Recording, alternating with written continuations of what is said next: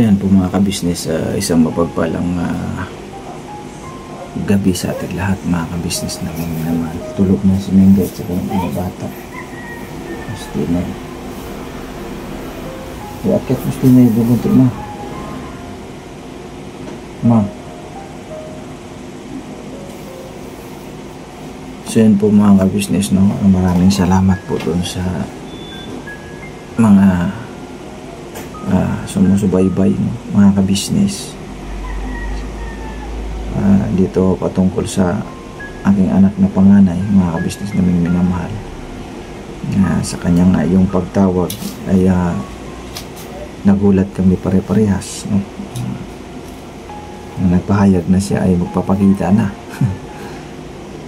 Pero kailangan i-schedule niya pa, o sabi nga niya ay tatawag na lang siya ulit sa sunod na mga pagkakataon. Mga kabisnes, hindi namin siya pinipressure sa bagay na yan kasi siyempre alam din namin, no, na kung ano ang kanyang damdamin, no, mga kabisnes. Kaya mayroon daw siyang dapat na sasabihin sa amin. So sa panig ko naman mga kabisnes ay di natin pwedeng i-pressure, no? Pupipressure yung bata. Basta maghintay lang kami kung kailan siya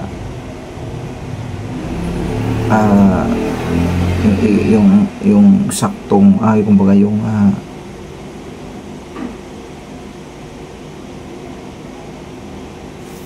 ang tawag baga dito, sa tama ba na panahon kung kailan niya gustong magpapakita, no, mga business. Pero para sa amin ay masaya kami sa nangyari sa itong kasalukuyan, mga business, dahil nga alam natin na sobrang tagal ng panahon na hindi nga nagpapakita, ay ngayon ay bigla-biglang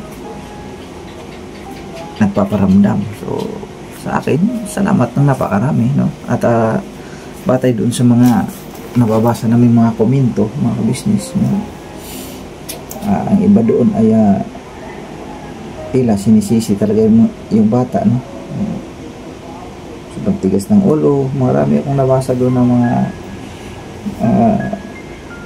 tama naman talaga, sobrang katigasan ng ulo, no? Nandun na tayo. So, ipapa-suggest na lang natin yung mga ganong senaryo, no? Mga nangyari sa itong kasalukuyan.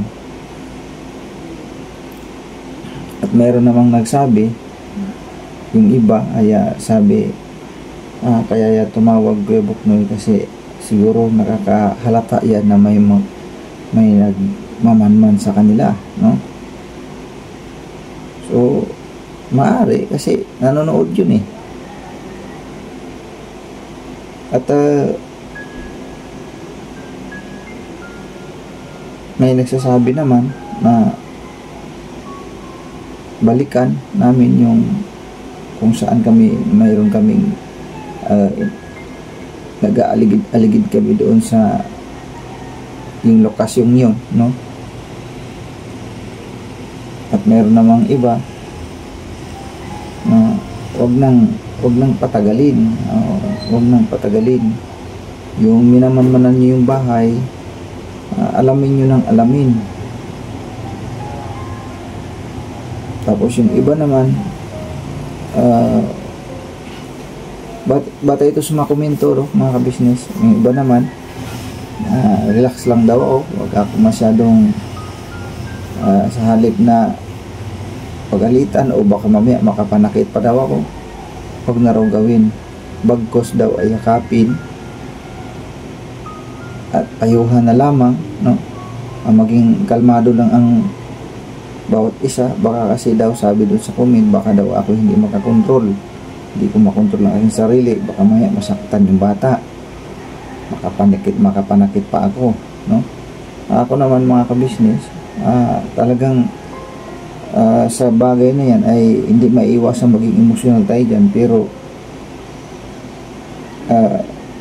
pinag-isipan ko ng maraming beses, mga kabisnes, kung sakasakali man na may kinakasama na, no? Kung sakasakali man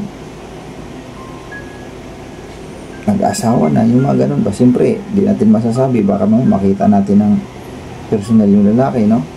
Ako hindi rin ako makapangako sa sarili ko, pero pinag-isipan kong mabuti na huwag naman sana humantong sa ganun, na kasi kung susumahin at susuriin mo mabuti, kung pag-aaralan mo mabuti, hindi naman tama kung tayo ay makapang physical, ano, hindi tama yun. Mali po yun na sistema. Lahat ng, sabi nga, lahat ng bagay ay pwede na makidaan sa mahinahon na pag-uusap. Yun po yung akin. Pero bilang tao, siyempre, hindi natin maiwasan na magiging emotional ka talaga dyan. Pero ngayon pa lang, pinag-isipan kong mabuti ito, mga ka-business, na hindi marapat. Hindi marapat. Dito may apply ko yung ating naririnig, no, sa bawat panahon na tayo ay nasa mga pag-church, no? Kumbaga dito natin paiiralin, kasi kung paiiralin talaga natin ang galit dito, mga ka-business, malamang sa malamang baka may masaktan talaga. Pero hindi nga, sabi ko nga, ilang beses kong iniisip yan na hindi yun ang nararapat. Pagka nakita, edi yakapin sila. Ipadama pa rin yung pagmamahal sa kanila bilang magulang. Kasi pinag-iisipan kung mabuti mga ka-business. Sorry po, dito makaupo na maayos. Kung pinag-isipan kong mabuti, kung gagawin mo yun,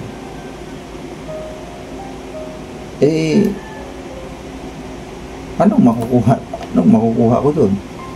Maibsan lang yung aking kumbaga yung aking damdamin, mailabas ko lang yung aking damdamin na galit. Pero ano ang kasunod doon, mga ka-business? Nakapanakit ka na, nakapang physical ka na, hindi na tama yun. Yun po, kasi may mga nabasa kasi ako na relax ka lang, baka mamaya normal naman talaga rin yung salamat sa inyo po mga pagpapaalala. Normal naman din yun na maisip nila yun, mga business, na may magkapag-comment talaga na gano'n. Siyempre alam nila na lalo pat sa haba ng panahon, baka mamaya pag nakita, mabigla ka, hindi mo makontrol ang sarili mo, mahirap nga naman. Salamat po mga ka-business sa mga nag-comment na gano'n, na relax lang, Kuya Buknoy at Minggay, huwag kayong maging kumbaga pairalin yung galit pag nakita, baka mamaya magkaroon ng pisikalan. Pinapangako ko po sa inyo mga business, hindi mangyayari. Tapos meron naman nagsabing iba, ako nakadetect na yan, baka sunod na mga araw mawawala na yan dyan sa inyong pinupuntahang bahay na minamanmanan ninyo.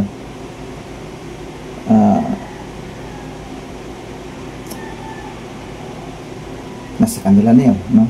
Nasa kanila na yun.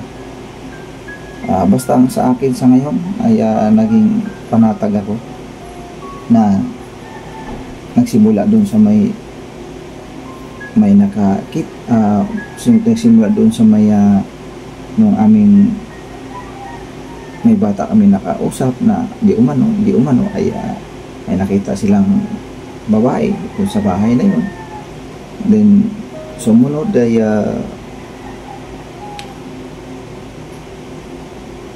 yung may nakakita na nabanggit sa amin. Tapos yun nga, napalaginipan pa ni Minggay na buhay ang anak na namin. Yung mga ganoong mga ka-business, mga pahiwati, kaya nagpapasalamat kami ng marami kan. Sobrang nagpapasalamat kami una-una sa Panginoon Diyos na idinaan ba sa gano'n, no? Sana darating din ang isang tamang pagkakataon na maging okay ang lahat, mga kabisnes. Yun na lang yung aking ano dito, yun na lang yung aking inaasahan, no? Sabi ko nga sa mga nauna pang vlog namin ay kung talagang gusto niyo nang mag-asawa ay malaya na sila kasi nasa mga hustong gulang na sila. Tapos naman na sila.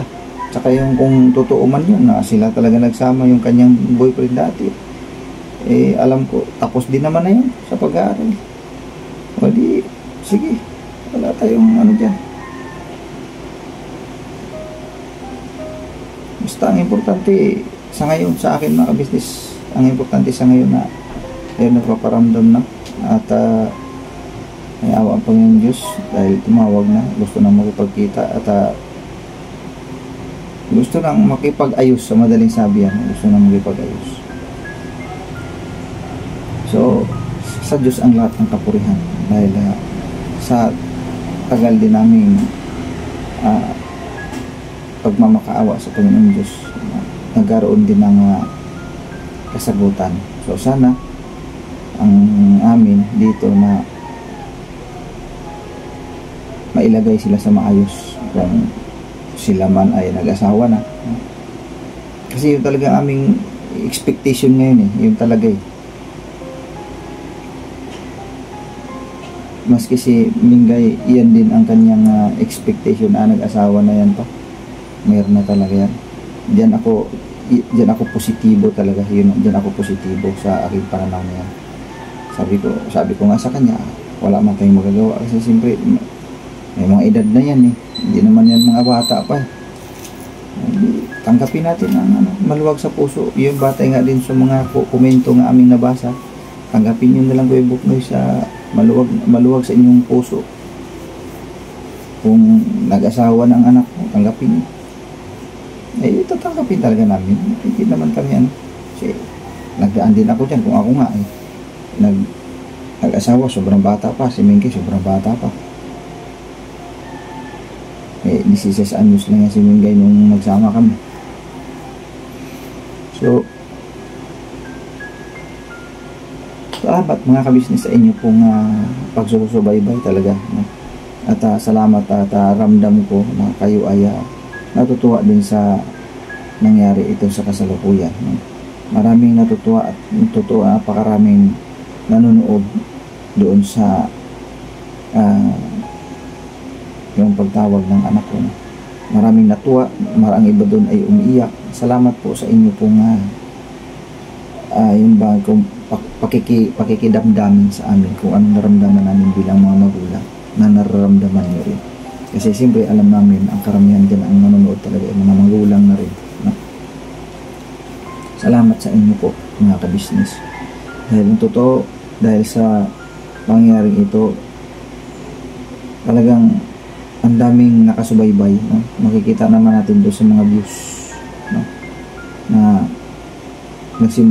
simula doon sa pagputok nitong balitang ito na tumawag si hanggang sa diba, nagsimula doon sa yung may napagtanungan kami, yung may nakapagsabi sa amin, natutukan, maraming tumutok ngayon sa kwentong ito ngayon mga kabisnes.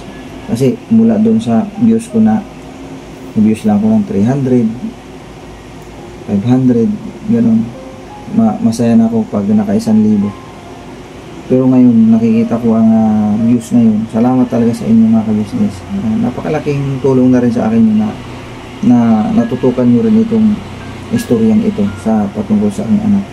Dahil talagang pumalo ng husto, no, ang views. Sobrang taas. Thank you talaga. At bayaan nyo po sa inyo pong pananalangin na naway matapos din ang problemang ito. Ito unti-unti na nagkaroon ng linaw mga kabisnes. At samahan nyo pa kami sa aming pong mga pagdidiscovery pa, ano, kasi hindi pa naman kami magkikita pa lang, makipag-ayos pa lang siya batay dun sa kanyang sinabi. Marami siyang dapat isang guni. So abangan natin to mga ka-business namin minamahal. So ngayon ay hindi muna kami hindi muna ako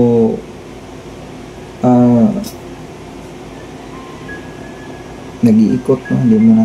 Ang totoo mga ka-business, meron akong video dyan na yung na hinahanap namin, na nakausap namin yung bata. Pero hindi ko muna ipapublic mga ka-business. Hindi ko muna ipapublic kasi bilang protection na rin doon sa doon sa area. Kasi siyempre nakukuha na natin ng video yun. Then yung kapakanan din doon sa aming mga nakausap ay suminarapat ko, sabi ko wag na natin yan. Basta kami, meron na kaming pinupunta yung area na kung saan ay patuloy namin binabantayan mga ka-business. So sapat na yun na namin, nakaikot-ikot kami doon, nagtatanong-tanong at mahirap kasi nating kumbaga mahirap yung ba tinatawag na tira pasok. Huwag yun, hindi pwede yung ganun. Kasi siyempre meron tayong dapat isaalang-alang din mga ka-business. So sapat na sa amin yun, nag-ikot kami ng mga nakaraan. Ang totoo, gusto ko nga sana i-upload yun eh. Sabi ni Mengay, huwag na lang muna kasi mahirap din. Kasi bilang pag-iingat din, no? Pag-iingat. At sana sa amin pong mga pag-iikot-ikot pa itong susunod na mga araw, habang hindi pa siya tumawag ulit kasi mag-i-schedule daw siya eh. So tabayan na lang natin mga ka-business kung ano pa yung magiging ganap nito, no? Mga ka-business namin minamahal. Ang mahalaga sa ngayon ay nagpaparamdam, no? So kaya ngayon, ito lang yung vlog ko ngayon. Batay lang dun sa mga naging komento, maibabahagi ko sa inyo. May mga komentong ganun nga, no? Baka daw biglang aalis, hindi na magpapakita kasi nakakaditik, kasi nga may nakakita sa kanya, mga ganun ba? Sabi ko bahala ng Panginoon Diyos, dyan mga ka-business. So yun lang siguro mga ka-business, ito ay isang maikling lang, no? Dahil nga hindi ako ngayon mag-ikot kasi maulan mga ka-business ng minamahal. Kahit madaling araw maulan, hindi muna ako nag-iikot mga ka-business. So hanggang dito na lang. God bless po sa ating lahat. Please support Ka-Business Official, Papa Dins TV, Ka-Business Family, Mrs. KB Official, at siyempre Famous Budang Official, at sa lahat ng mga kagwang, yung abang lingkod Kagwang Buknoy Official mga ka-business na minamahal. Birabanat lang po tayo. Alright, bye bye mga ka-business.